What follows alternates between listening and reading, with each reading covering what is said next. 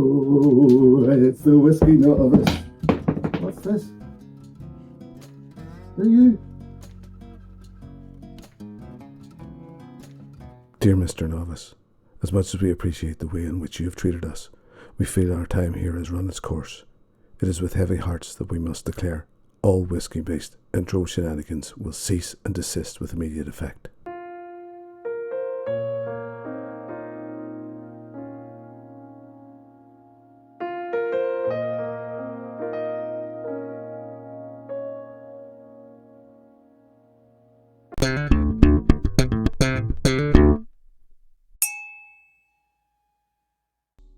Hello, and dare I say, welcome to another whiskey review with me, the Whiskey Novice. Good to be here as always. It's review number 66 and part 4 of this short series, which I have called Oh for the Love of Peat, where I'm looking at some peated whiskies. I do, as I have mentioned before, like my peated whiskies.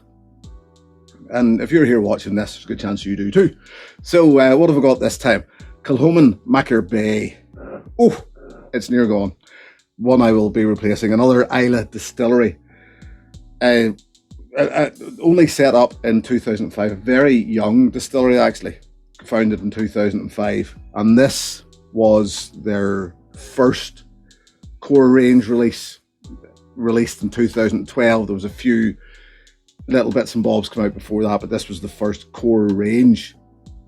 Bottled at 46%. Non-chill filtered, no colour added. You're looking at maturation of ex-bourbon barrels, ex-bourbon casks, and Oloroso butts. So there you have it. A fantastic colour. I think you'll agree. There's your non-colour added, no colour added. It's like a white wine, and I like to see that. You're looking at a young whiskey here. I would suggest if the distillery was only established in 2005, you're looking at something that's no older than 7 years old then, aren't you, if this came out in 2012? So, but yeah, I like it. I like what they're doing. So, shall we get into it? I've liked this from day one. I have. And here's why. Get into that nose. Marshmallow. Candy floss. Brown sugar. Buttery. It's rich. Orange. Sponge cake, if that's a thing. That's what I'm getting. Vanilla. But also brine. Yeah. Banana. But not only banana. Banana sweets, banana candies. I had to actually Google this one because I know the sweets I was thinking of, but I couldn't remember what they were called. And they're pretty much called foam bananas. And they're just a squishy little banana candy, banana sweet. And it's a very, very synthetic banana smell. And it's here, but it just works in it. And then there's a thin veil of smoke, sweet smoke, all over it. And also sugared cereal, like a sweetened cereal. You know, the ones that are actually sugar coated. I absolutely love the nose on this whiskey. So let's see what the taste brings.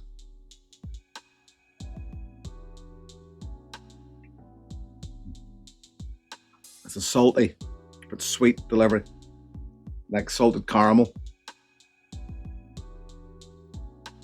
It's briny, it's bright.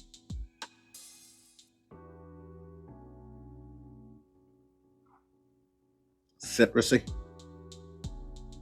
More orange. More banana. More of that banana, foam bananas. Lemon sherbet.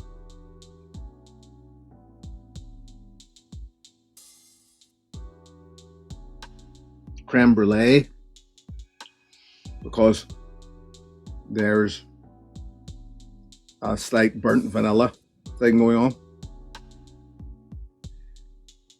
And creme caramel, actually. Maybe I'm thinking of creme caramel rather than creme brulee, because it's not terribly, yeah, it's more a vanilla, leans more to the vanilla than the burnt. Lime, there's a lime sharpness.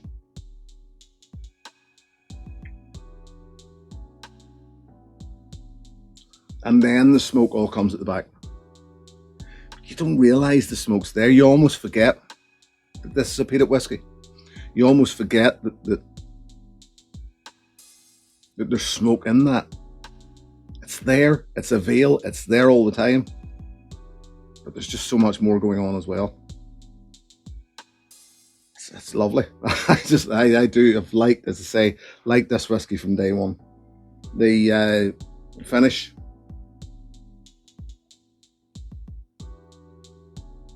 It's rich, it's sweet. There's more of that slight synthetic candy, slight synthetic sweetness going on. And then, like the palate, you realise there's smoke there as well. But it's just there playing about all the time. But it's that candy store, that sweet shop thing for me. When I said it in the first notes on the nose, the candy floss, it's just there all the time. Marshmallow.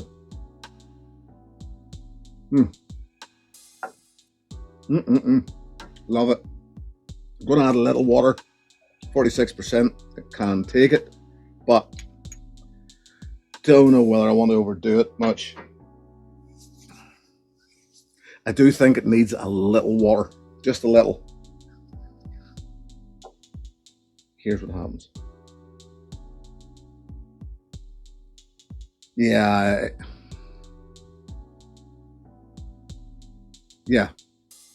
I said earlier on about the creme brulee, that burning note, or slightly burnt caramel, burnt vanilla. That now the smoke starts to come through. The peated malt now starts to take its turn.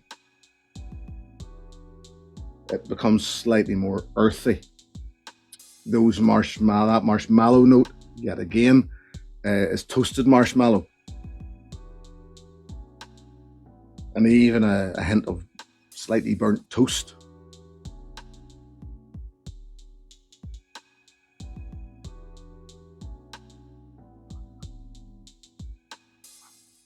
Still soft, still sweet, still buttery, still peated. Because not only is it smoke, but it is peat smoke running right through it.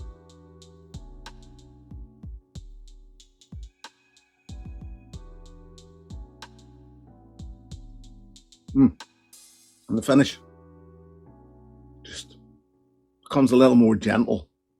Weirdly, through time I'm getting ready salted crisps, ready salted chips, as you maybe say in America. And it's no bad thing. Yet again, it's bringing flavours which I haven't actually found in many other whiskies. But nice, balanced, very well balanced whiskey in my opinion. Everything just plays so nicely together, but not in a boring way. And this is something I'll get back to in a moment. But first,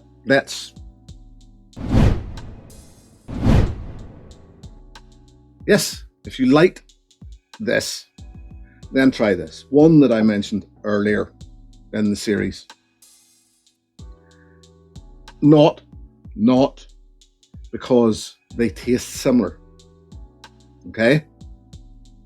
But because of the craftsmanship and the balance in them.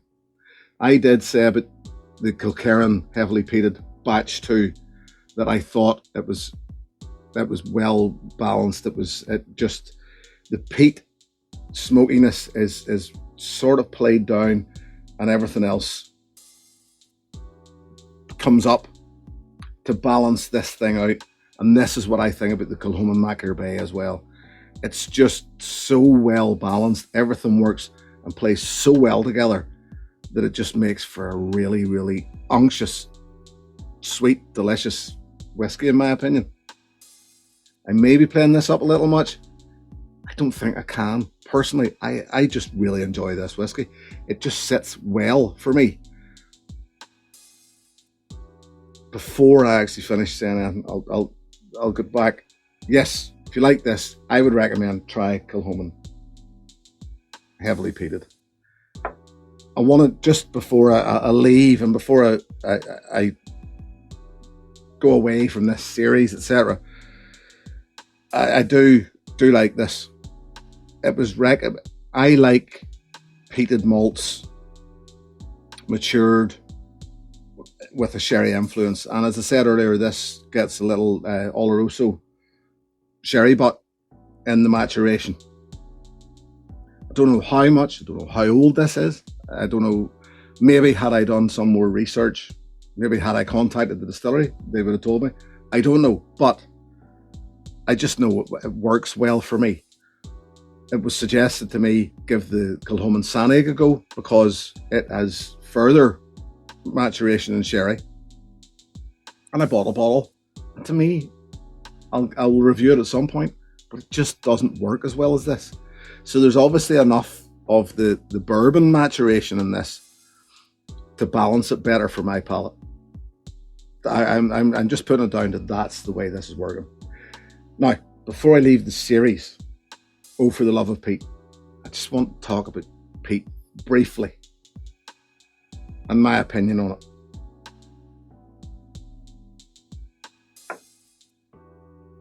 It's only when you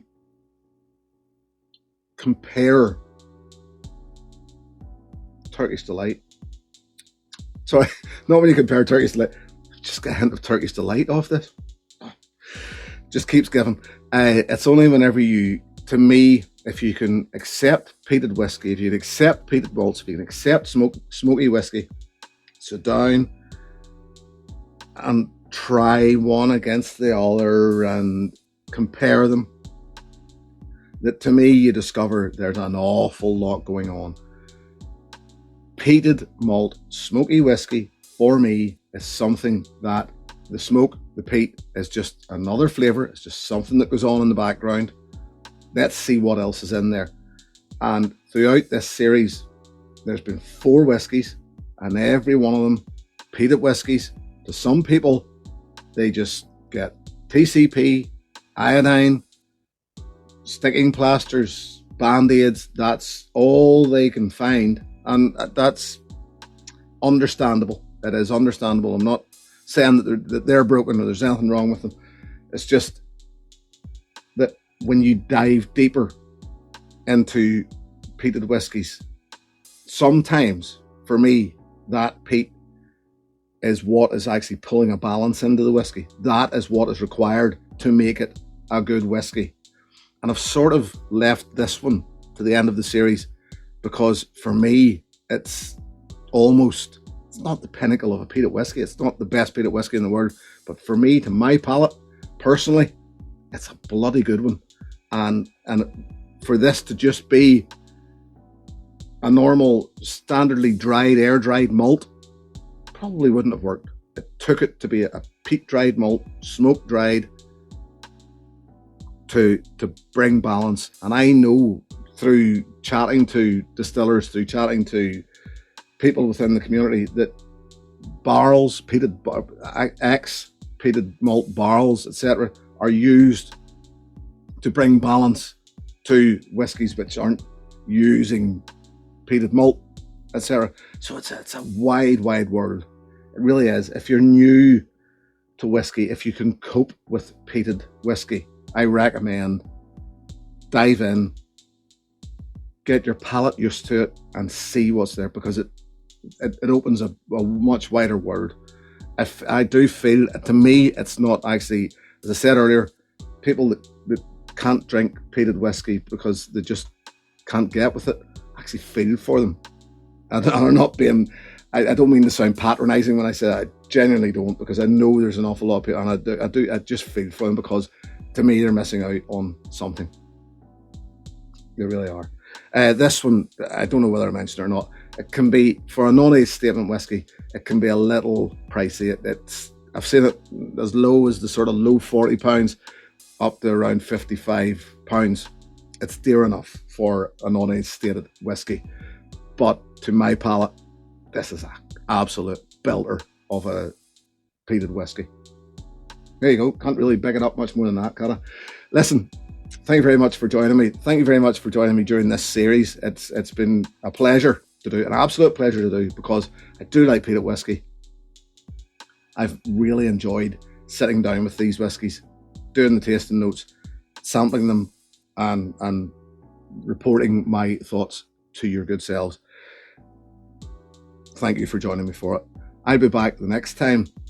Until then, thank you very much for joining me. Thank you very, very much to my patrons. If you wish to join that group, the details are below. Here's to your good health. Cheers. Hey, thanks for watching my video. Please click and subscribe to be notified of further content.